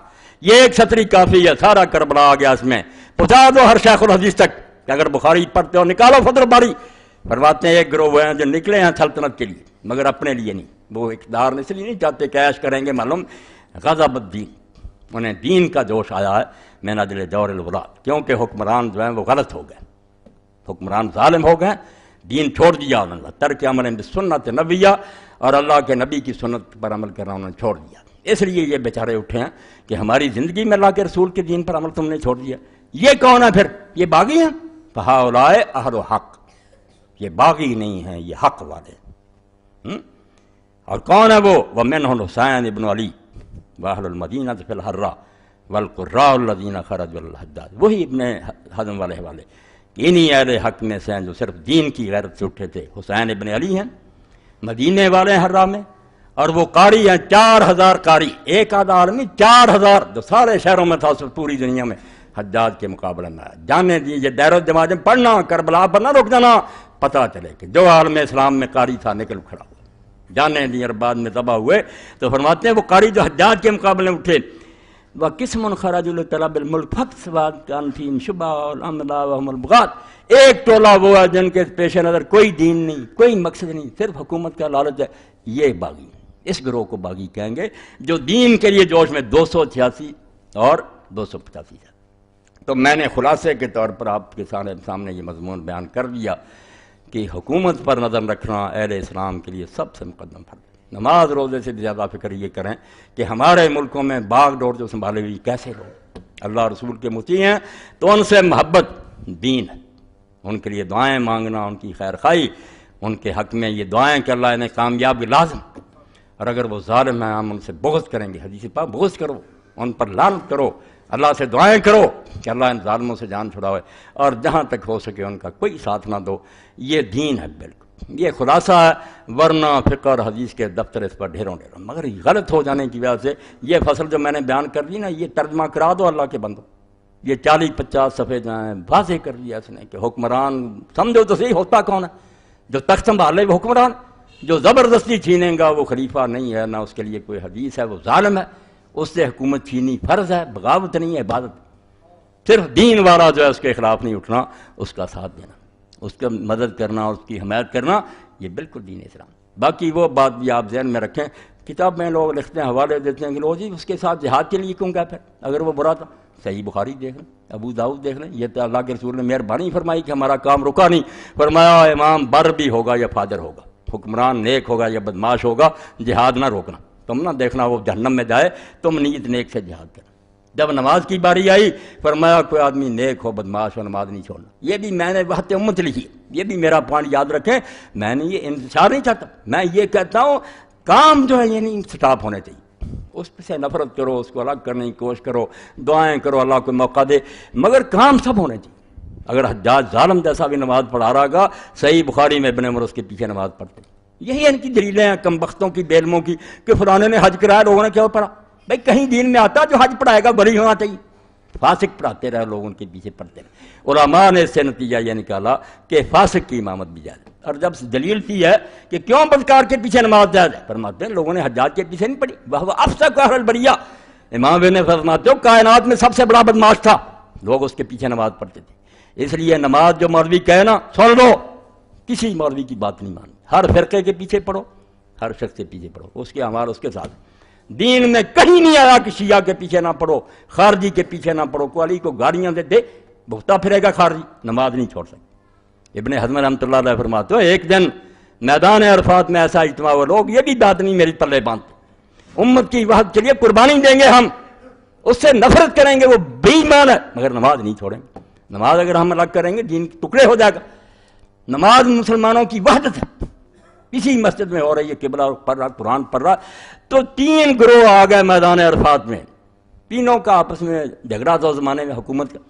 ایک طرف عبداللہ بن زبیر رضی اللہ کا کیمپ تھا، ایک طرف عبد الملک بن مروان کے لوگ تھے، ایک طرف نجدہ خارجی تھا۔ ابن عمر ان جھگڑوں میں نہیں آتے تھے کہ مسلمانوں کا فساد میں نہیں ہوں، مگر نماز ان سب کے پیچھے پڑھتے تھے، جو مسلح پر قابض ہو جاتا تھا یہ پڑھتے۔ تو لوگوں نے ان سے پوچھا کہ آپ نماز سب کے پیچھے پڑھ، فرمایا اور قرآن نے کہا تعاون علی البر والتقوی، جب نیکی کی کوئی آواز دینا حی علی الصلاۃ، تو میں کیوں نہ اس کی مانوں؟ اس وقت کوئی برائی کے لیے کہہ رہا، جب وہ کہے گا مسلمانوں کو قتل کریں نہیں مانوں گا، تو نماز نہ خدا کے لیے چھوڑے۔ بالکل یہ لکھتے ہیں نا بدعتی کے پیچھے نماز، اللہ ان پر کرے جو جس کے یہ لائق، ظالم ہے، اہل حدیث ہیں دوسرے سب ظالم۔ میں نے پڑھا ایک دلیل نہیں ان کے پاس، نہیں یہ اہل باطل، بھئی ایک من گھڑت باتیں، کیسی بات؟ آپ اللہ رسول کی بات بتائیں، کہیں اللہ نے کہا کہ قبلہ رخ ایک شخص قرآن پڑھ رہا ہے اس کا عقیدہ کچھ ہے؟ دین میں وہ حوالات ہیں جہاں آپ نے کہا امام کا عقیدہ پوچھا، ظالم۔ اب بھی کتابیں آ رہی ہیں بدعتی کے پیچھے نماز، جھوٹے، نماز نہیں ہم چھوڑ سکتے، ہمیں کیا بدعتی ہے؟ وہ حسن بصری رحمۃ اللہ علیہ کا قول یاد رکھیں جو صحیح بخاری میں، لوگوں نے پوچھا بدعتی، اور اس زمانے میں بدعتی یہ بریلوی نہیں تھے کہ درود و صلوات پڑھتے تھے، وہ بدعتی تھے جن کے عقیدے نئے تھے، کوئی رافضی بن گئے تھے، کوئی خارجی بن گئے۔ پوچھا عقیدے کے بدعتی، عقیدے نئے، فرمایا صلی خلفہ علیہ بدعت، پڑھ نماز اس کے پیچھے، اس کی بدعت کا وبال اس پر ہوگا۔ تجھے کسی نے کہا کہ عقیدہ پوچھ، اور جعلی روایتیں بنا لی کہ ان کی نماز قبول نہیں ہماری، بھئی آپ کو کیا فکر پڑی؟ اس کی نہیں قبول ہوگی، آپ کی نیت نیک ہو جائے گی۔ کہیں دین میں آتا کہ پہلے پتہ کرو کہ امام کی، پہلے آپ اللہ تعالیٰ کو یہ فیکس کریں کہ مولوی ساکی ہوگی پڑھے نماز کی نہیں، بھئی کس چکر میں آپ پڑھے ہوئے؟ آپ اپنی نیت نیک کریں، قرآن پڑھ رہا ہو قبلہ رخ۔ لوگوں نے کہا کہ آپ ایسے نجدہ خارجی کے پیچھے پڑھتے ہیں، تو صحابہ نے کہا ہم بھائی اس کے پیچھے نہیں کھڑے ہوتے، ہم قرآن کے پیچھے کھڑے ہوتے، قرآن پڑھ رہا ہم قرآن کی اقتدا کریں۔ تو اس لیے ایک طرف تو وحدت امت کو نقصان نہیں پہنچنا چاہیے کہ نمازیں سب کے پیچھے پڑھو۔ اگر وقت آ جائے اللہ پناہ دے کہ کوئی ظالم مسلمان علاقوں پر حملہ کر دے، جیسے عراق میں ہو گیا، افغانستان میں، یہاں بھی کوئی کر دے کمبخت 65 کی جنگ کی طرح، پھر ہم نہیں دیکھیں گے کہ حکمران کون ہے، نہیں حکمران کا نہیں، یہ ملک مسلمانوں کا ملک ہے، دارالاسلام ہے، اس کا ایک چپا مسجد ہے، پھر ہم مر مٹیں گے، پھر کسی کے اعلان کی ضرورت نہیں، ہر مسلمان مرد عورت پر فرض ہو جائے گا کہ ملک کی حفاظت کرے۔ دارالاسلام مسجد کی طرح، جو مسلمانوں کا علاقہ چھوٹی بات نہیں ہوتا، عمل کریں یہ حکمران یا نہ کریں ان کی قسمت ہے، مگر وہ علاقہ مسجد ہے، ہم نے اس لیے لیا کہ یہاں اسلام چلائیں، کبھی چل پڑے اللہ کو منظور ہوگا، 1 انچ نہیں گم ہونے دے گا۔ ہجوم العدو علی ارض المسلمین، جب دشمن مسلمانوں کے ملک میں گھس آئے پھر کسی اعلان کی ضرورت نہیں، ہر مرد اور غلام پر فرض ہے کہ وہ اپنا ملک آزاد کرائے۔ اس لیے ایک طرف یہ بھی بات یاد رکھنی ہے، ظالم حکمرانوں والا مسئلہ بھی یاد رکھنا، مگر نمازیں پڑھنا، جہاد ہو ساتھ دینا، اور زکوٰۃ اگر بیت المال مانگے تو دینا۔ ہم بری ہو جائیں گے اگر وہ لوٹ جائیں گے، کھا لیں گے، اللہ سے جا کر خود ہی معاملہ ان کا ہوگا۔ ہمیں یہی حکم ہے کہ ائمہ دور کو دے دو، ظالم ہے تو دے دو ان کو، غلط کریں گے تو بھگتیں گے۔ اس لیے امت کی وحدت حضور کو کتنی مطلوب ہے، ٹکڑے نہ ہو جائے، آپس میں اصلاح کی کوشش کرو، درست کرنے کی ساری کوشش کرو، مگر اتفاق قائم رکھو۔ بالکل اس اتفاق میں خلل نہیں آنا چاہیے۔ اور اس سلسلے میں ایک بات جو کئی مرتبہ کئی وقت امت میں پھر آپ لوگوں کو بتا دوں کہ میرے نزدیک یہ مسئلے جو ہے نا نماز کے، اللہ گواہ میں ممبر کہتے ہیں ان کی رائے حقیقت نہیں ہے کہ رفع یدین عرفات پر دوسرے رائے کچھ نہیں ہے، یہ صحابہ کرام سے لوگ ساری طرح پڑھ رہے ہیں، امت کے چوٹی کے لوگ پڑھ رہے ہیں، کوئی ان میں سے بے نماز نہیں ہے، کوئی گمراہ نہیں ہے، ترجیح کا معاملہ ہے۔ میں سمجھتا ہوں مجھے زیادہ ثبوت ملتا فاتحہ پڑھنے کا پڑھے، دوسرا سمجھتا ہے اس کے بغیر بھی ٹھیک ہے۔ یاد رکھو میں یہاں اعلان کر رہا ہوں، نماز ہے ساری امت کی درست ہے، میں اللہ کو گواہ کرتا ہوں ایک امت کا آدمی بھی نہیں جو غلط نماز پڑھ رہا، سب کے پاس یہ حدیث ہے یا صحابہ کرام کا طرز عمل ہے، کوئی گمراہ نہیں، بالکل سارے ٹھیک ہیں، کوئی فکر نہ کرو۔ بس یہ بات یاد رکھو کہ ابو عامر حنفی اور کفال مرضی شافی ایک دور میں دو امام تھے چوٹی کے، اور کئی مرتبہ اگر کوئی فوت ہو جاتا وہاں اکٹھے ہوتے تو لوگ اس موقع کے منتظر رہتے تھے کہ یہ دو امام آئیں گے وہاں، تو اشارے ثواب کے لیے قرآن خوانی وغیرہ یہ کول شول نہیں ہوتے تھے، لوگ افسوس کرتے تھے، دعا کرتے تھے، تو لوگ منتظر رہتے تھے کہ یہ دونوں امام آئیں گے، کوئی مسئلہ چھیڑ دو، سوال چھیڑ دو، تو پھر علم کے دریا بہتے تھے، امام عامر حنفی دلائل دیتے، ادھر کفار لوگ کتابیں نوٹ بکیں ساتھ رکھتے، وہاں رسالے بنے تھے علم کے۔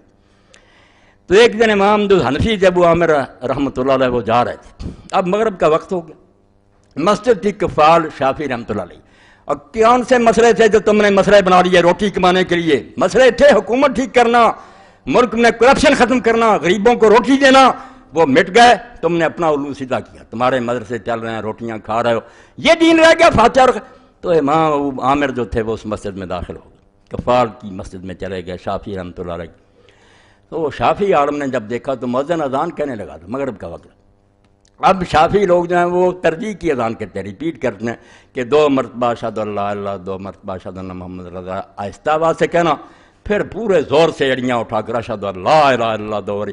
یہ مکہ میں اذان ہوتی تھی، ابو محذورہ رضی اللہ عنہ کا آپ نے سکھائی، مدینہ میں وہ اذان ہوتی تھی جہاں ہم عام کہتے ہیں سیدھی۔ تو شافی عالم نے کہہ دیا ابو عامر صاحب آئے، حنفی اذان کہو، شافی اذان نہیں کہنی، پتا تھا کہ دونوں سنت ایک مکہ میں تھی، کیا فرق پڑ گئی؟ اب اذان جب حنفی طریقہ سے ہوئی تو نماز کے لیے بھی انہوں نے ابو عامر کو کر دیا، اور کون ان ملاؤں کو سمجھائے؟ کیوں دین کا ستیہ ناش کرتے ہو؟ اسلام ایک ہی ہے، اللہ رسول کے دیوانے ہیں سارے، آگے کر دی۔ اب امام ابو عامر نے کہا اتنی میرا احترام کیا کفال نے، انہوں نے اللہ سینے پر ہاتھ، حنفی طریقہ چھوڑ دیا، نہ پر آمین اونچی آواز سے کی، رفع یدین کیا۔ یہ خود واقعہ مولانا نور رحمۃ اللہ علیہ نے اور مولانا یوسف بن نوری رحمۃ اللہ نے معارف سنن میں لکھا، کتنی بڑی اونچی مثال کہ کوئی نمازوں کا نہیں بگڑتا، میں رفع یدین چھوڑ دوں وہ حنفی کر لے، کوئی اچھوت نہیں ہو جائے گا۔ سب لوگوں نے یہ شرارتیں شروع کر رکھی ہیں، کوئی بات نہیں، کوئی اللہ کا بندہ جس کے سر پر آپ قرآن رکھ دیں کہ اللہ کو حاضر ناظر کیا ہے، صحابہ کرام میں دونوں طرح کے لوگ تھے، رفع یدین کرتے تھے، چھوڑتے نہیں، مانیں گے۔ امام ترمذی سے بڑا امام بخاری کا کون شاگرد ہے؟ وہ خود کہتے کہ کرنے والے بھی تھے، چھوڑنے والے۔ اب وہ صحابہ کرام بے دین مرے ہیں، توبہ توبہ، بے نماز مرے، اللہ سے ڈر جاؤ، بعد آ جاؤ، جو آپ کو پسند ہے وہ کرو، اور اگر اچھا کریں تو اس طرح کرو جیسے امام سفیان بن عیینہ کرتے تھے، کسی نماز میں کر لیا کرو، کسی میں چھوڑ دیا کرو، تاکہ دل میں سے یہ نفرت اور کینہ جاتا رہے۔ آپ سمجھیں دونوں حضور کی سنت ہیں، فعلوا مرۃ وترک مرہ۔ شاہ ولی اللہ فرماتے ہیں کبھی حضور کسی نماز میں کر لیتے تھے، کسی والکل سنہ، دونوں ہی سنتیں، بلے کل نسل اصیل، دونوں کی بڑی گہری بنیادیں ہیں، مگر فرقہ پرست مولوی یہ بات نہیں کہے گا۔ ملا یہ جس کو کہتے ہیں نا، ہے دونوں نے گالی بنا لی مگر بات ٹھیک، ملا یہ یہی ہے، تعصب ہے، تشدد ہے، دوسروں کو مسلمان نہ سمجھیں۔ تو اللہ کے لیے یہ اس سال کا میرا آخری خطبہ تھا اس خلافت کے بارے میں۔ اللہ تعالیٰ مجھے اور آپ سب کو خیریت سے رکھے، اور حکومت اسلامیہ کے لیے ہمارے دلوں میں تڑپ پیدا کرے۔ آپ اپنی نمازوں میں روئیں کہ اللہ وہ دور آئے رسول اللہ کا، ابو بکر عمر کا، عثمان علی کا، ایسا دور جس میں خلافت راشدہ ہو، خلیفہ پھٹے کپڑے پہنے، لوگوں کے مکان اچھے ہوں، اس کا گھرا ہوا، وہ رات کو گھومے کہ غریبوں کی خبر لے، وہ بابرکت دور زمین پر آ جائے، واشرقت الارض بنور ربہا، اور یہ زمین اللہ کے نور سے چمک اٹھے، جلوے چمکے، غریبوں کو بھی جنت مل جائے۔ اس کے لیے کوئی کوشش کرو، جو اصل دین ہے یہ چھوٹے چھوٹے مسئلے کوئی نہیں، یہ وقت گزاری کرے اپنی دکانیں چمکانے کے لیے ہیں۔ وآخر دعوانا الحمدللہ رب العالمین، وصلی اللہ تعالی علی خیر خلقہ محمد وآلہ واصحابہ اجمعین۔ بسم اللہ۔ الحمدللہ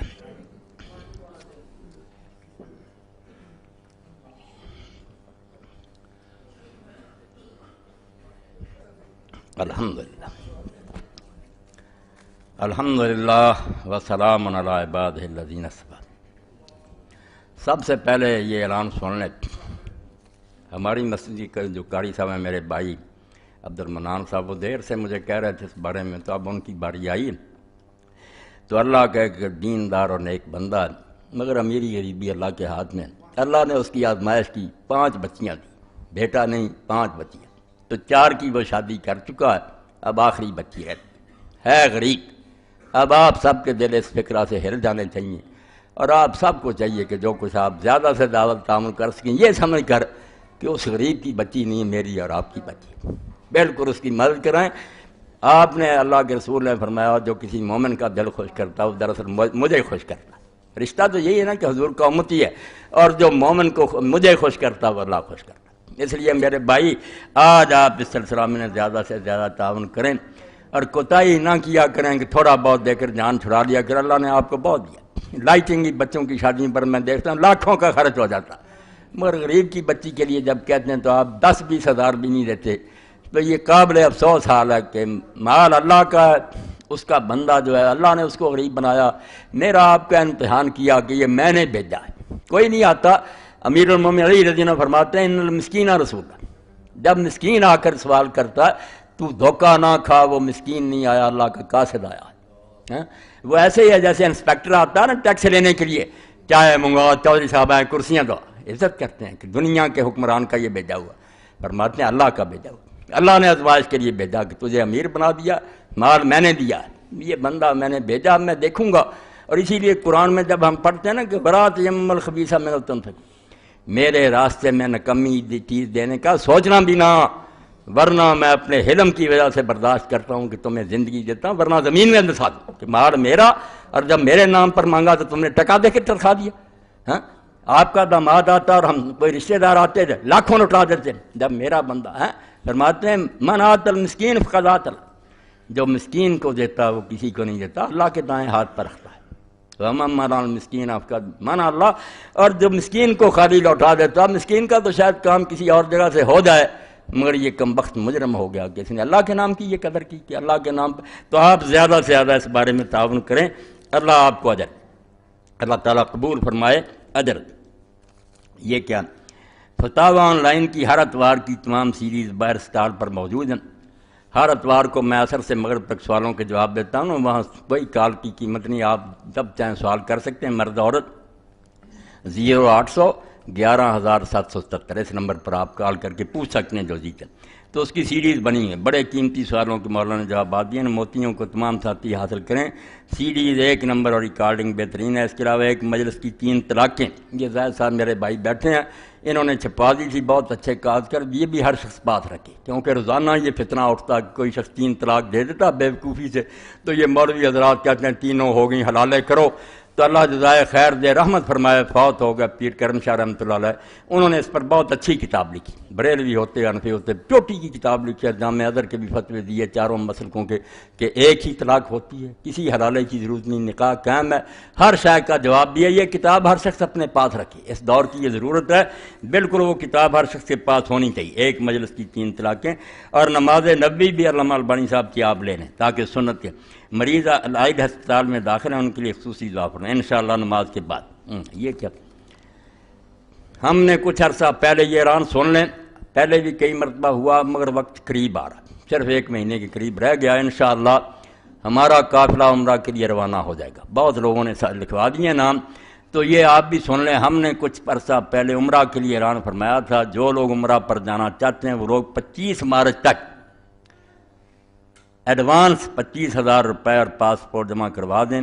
کل خرچہ کھانے کے علاوہ 40,000 روپے، تقریباً 40,000، رہائش، زیارات، جدہ، مکہ، مدینہ، واپس مکہ اور واپس جدہ شامل ہو۔ جو لوگ جانا چاہتے ہیں وہ فون نمبر پر رابطہ کریں، یہ زاہد بھائی بیٹھے ہوئے ہیں، ان سے ملاقات کر لیں، اور 25 مارچ تک وہ لوگ اپنے نام بھی لکھوا دیں اور 25,000 پیشگی جمع کرا دیں، پاسپورٹ وغیرہ بھی تیاری کریں۔ دعا ہے کہ اللہ تعالیٰ اس آخری عمر میں بالکل اقبال کی طرح تمنا ہے، بیں پیری رہے یثرب گرفتم، فرماتے ہیں بوڑھا ہو گیا ہوں، تصور میں کہتے ہیں، اور مدینہ شریف کے راستے پر چل رہا ہوں۔ اپنے خیال میں بیچارے سوچ رہے نا وہ نصیب نہیں ہوا، مگر میری آرزو یہی ہے کہ ہم سب کو اللہ تعالیٰ آخر عمر میں یہ موقع دے۔ زندگی کا تو اعتبار ہی، بیں پیری رہے یثرب گرفتم، نواخاں سرور ہے آشکانہ۔ اپنے خیال میں کہتے ہیں مدینہ شریف کو جا رہا ہوں بڑھاپے میں، اور نشے میں حضور کی نعتیں پڑھتا جا رہا ہوں، چواں مرغے کے در صحرا سرے شام، کشاید پر بفکر آشیانہ. کیسی مثال دی ہے کہ جب پرندے کا وقت ہوتا ہے شام کا تو وہ پھر اپنے پر کھولتا ہے اپنے آشیانے کی طرف جانے کی. اور مومن کا اصل آشیانہ مکہ اور مدینہ ہی ہے. کتنے ترستے ہیں کہ وہاں موت آ جائے, حضور کے روضہ کے سائے میں دفن ہو جائیں. جو شیخ الہند محمود الحسن رحمۃ اللہ علیہ تھے, جو بند کے بانی تھے, تو ان کے نواسے تھے, وہ پیامی تخلص کرتے تھے شاعر سے. بات جب آ جاتی ہے پھر مزہ آتا نا مجھے, میں پھر ختم نہیں کرتا. تو جلسہ ہو رہا تھا اسکول میں, لوگ سیرت النبی پر تقریر کر رہے تھے, تو پیامی رحمۃ اللہ علیہ نے ایک شعر پڑھا جس پر ہیڈ ماسٹر سے لے کر پھر سارا مجمع بچے روئے. پیامی صاحب نے کہا, پیامی موت سے ڈرتا نہیں پر آرزو یہ ہے کہ پہنچے روضہ خیر الورا پر موت سے پہلے. موت کی تو فکر نہیں مگر اللہ مرنے سے پہلے روضہ رسول پر پہنچا. پیامی موت سے ڈرتا نہیں پر آرزو یہ ہے کہ پہنچے روضہ خیر الورا پر موت سے پہلے. تو اس سلسلہ میں یہ لوگ آرام سے کریں. ماں مارد کا معنی عفت, یہ بچیوں کے لیے بہترین چیز ہے. یہ آپ لے گئے مولانا فقیر اللہ صاحب سے اپنی بچیوں بیٹیوں کے لیے تحفہ لے جایا کریں. خواتین ہی لکھتے ہیں, ان کتابوں کا بھی اعلان کریں. فکر اسلامی یہ بھی مولانا فقیر اللہ کے پاس ہے. باتیں یہ بھی قرآن میں ہیں. اصلی قسم کے اعلیٰ قسم کے تبرکات بھی حاضر خدمت ہیں. اللہ کے ہاں حرام بندوں کے لیے آسان. جو چیزیں حرام ہیں ہم نے حلال کر رکھی ہیں. یہ کتابیں بہت اچھی ہیں, لے سکتے ہیں. میرے ابو محمد اعجاز حسین ایک جھوٹے کیس میں پکڑے گئے ہیں, ان کی رہائی کے لیے دعا کرائیں. انشاءاللہ سب کے لیے. جن پر بھی ظلم ہو رہا. اب ایک کتاب یہ میرے ساتھی نے رکھ دی, طاغوت کے تعاون سے جہاد. وہ بات جو خطبے کے شروع میں ہوئی نا, دین کو ذبح کر دیا نا دعویٰ والوں نے. یہ کتاب لے کر طاغوت سے تعاون اور جہاد. توبہ توبہ, جس کے کفر کا حکم ہے کہ فمن یکفر بالطاغوت, طاغوت کا کفر کرو موصد اس کے ساتھ تعاون. جب لوگوں نے کہا کہ تم تو طاغوت سے مل کر جہاد کر, راز کھل گیا, خود مان گئے کہ واقعی ہم ایجنسیوں کا جہاد کر, تو فتویٰ بنا دیا کہ طاغوت سے تعاون کر کے جہاد. یہ پوری کتاب اس قابل ہے کہ اس کو آگ میں جلا دیا جائے. جھوٹے حوالے, غلط دلیلیں, اور اس بارے میں اب زیادہ تبصرہ نہیں کر سکتا. ایک کتاب کہوں گا, یہ ویس بھائی بیٹھے سب سے جو اسلام کے لیے کوشش کر رہے ہیں لوگ تحریک, وہ کتاب مولانا احمد رضا خان بریلوی رحمۃ اللہ علیہ کی المحجۃ المعتمنہ. المحجۃ المعتمنہ اس کو چھپا کر تقسیم کریں. جب کانگریسی ملاؤں نے کہا کہ ہندوؤں کے ساتھ اتحاد کرو اور ملک کو آزاد کراؤ, میں کہتا ہوں عالم اسلام میں ایسی کتاب کوئی ماں کا لال لکھ ہی نہیں سکا کہ کفار سے تعاون جائز ہے, کافروں سے دوستی حلال ہے. المحجۃ ایتوں کے جواب اور جو حدیثیں انہوں نے دی ان کے جواب اور فقہا کے حوالے کہ کفار صرف کتے ہیں, اور کتوں سے جیسے آدمی شکار کر سکتا.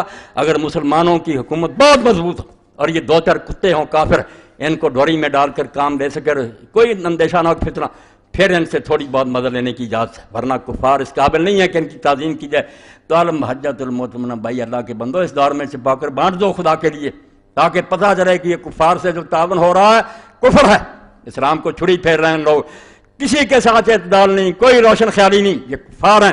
ہم یا قرآن کو جھوٹا کہیں یا ظالموں سے دوستی کریں, نہیں ہو سکتا. یہ ہمارے خیر کا اللہ کا کلام جھوٹا جو کہتا ہے لا یارونکم خبالا, یہ یہودی عیسائی ہندو تمہاری کبھی خیر خواہی نہیں کر سکتے. جو خرابی کر سکتے ہیں وہ کر کے چھوڑیں گے, کوئی ان پر اعتماد نہ کر. ہم قرآن کو دفن کر دیں. تو المحجۃ المعتمنہ فی آیات الممتحنہ, یہ ایسی کتاب ہے. میں اللہ کو گواہ کر کے میں نہیں دیکھتا کہ وہ بریلوی ہیں, یہ کون ہے. ایسی لکھی ہے فقہا کے حوالے سے, حدیثوں سے دھجیاں اڑا دی ہیں کہ کون سے حوالے دے رہے ہو. کوئی مشرکوں سے مدد, اللہ کے رسول کے سامنے آئے لوگ 700 بندہ کہ حضور ہم مدد کرتے, فرمایا اسلام لائے ہو, کہا نہیں فرمایا فلاں استعین المشرک, میں کافروں سے مدد نہیں لیتا. ہم دین کا کام کر رہے ہیں, کافروں کا کیا یہاں تک.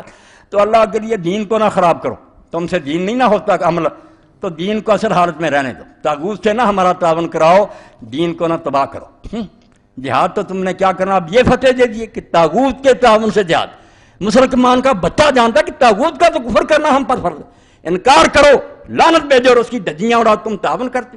حوالے جھوٹے, دلیلیں جھوٹی, اس پر شاید کوئی خطبہ ہو جائے, مگر وہ المحجۃ المعتمنہ اللہ کے لیے اس کے پڑھ لو. میں نے کہا موتی بخیر دیا اس کے علم اور فقہ کا کوئی اندازہ ہی نہیں. کیا روتے ہیں لوگ کہ وہ بریلوی ہے, وہ دیوبندی, علم ان کا ستی, پھنسے ہوئے اپنے اپنے دائروں میں. قدر کرو اللہ کے کسی بندے نے بھی یہاں جو کام کیا, ٹھیک ہے, جو غلطی ہے اس کو نہ مان. اللہم صلی علی سیدنا و نبینا محمد و علی آلہ وصحبہ بارک وسلم. اللهم اغفر للمؤمنین والمؤمنات والمسلمین والمسلمات الاحیاء منهم والاموات ان اللہ یامر بالعدل والاحسان وایتاء ذی القربى وینہی عن الفحشاء والمنکر والبغی یعظکم لعلکم تذکرون۔